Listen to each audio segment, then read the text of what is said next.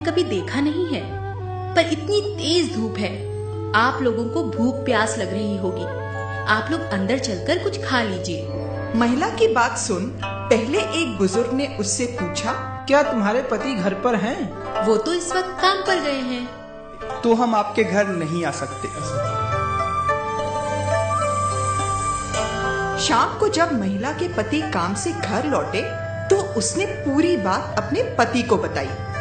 सारी बात सुनने के बाद पति ने तीनों बुजुर्गों को शाम के खाने का निमंत्रण देने को कहा। पति के कहे अनुसार महिला एक बार फिर उस पेड़ के पास पहुंची और उसने उन बुजुर्गों को खाने का निमंत्रण दिया। महिला की बात सुन बीच में बैठे बुजुर्ग बोले, शुक्रिया बेटी, पर हम तीनों एक साथ किसी के भी घर नहीं जाते। पर ऐसा क्यों? देखो बेटी, ये जो मेरी बाईं ओर बैठे हैं इनका नाम दौलत है, और जो मेरी दाईं ओर बैठे हैं इनका नाम सफलता और मेरा नाम प्यार है। जैसा कि मैंने तुमसे कहा था कि हम तीनों एक साथ किसी के घर नहीं जाते, अब ये तुम पर निर्भर करता है कि हम तीनों में से तुम किसे अपने घर ले जाना चाहती हो। बुजुर्ग की बात सुन महिला सोच में पड़ गई। उसके लिए निर्णय कर पाना थोड़ा मुश्किल हो गया। उसने सोचा क्यों ना अपने पति की मदद ली जाए। वो भीतर गई और उसने अपने पति को सारी बात बताई।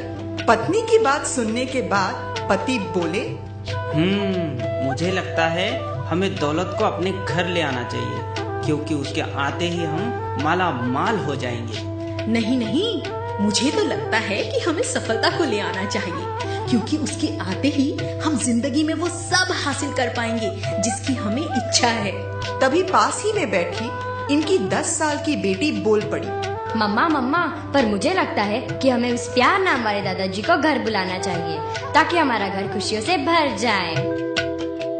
बेटी की बात पति पत्नी को जच गई और उन्होंने आंगन में जाकर प्यार नाम के बुजुर्ग से घर के अंदर आने का आग्रह किया। प्यार नाम वाले बुजुर्ग आगे बढ़े, पर ये क्या, उनके पीछे पीछे दौलत और सफलता नाम के बुजुर्ग भी घर की ओर चल पड़े। ये देख महिला को आश्चर्य हुआ और उसने बुजुर्ग से पूछा, पर आपने तो कहा था कि आप में से सिर्फ एक ही घर के अंदर आ सकता है, अब आप तीनों? बेटी, मैंने बिल्कुल सही कहा था।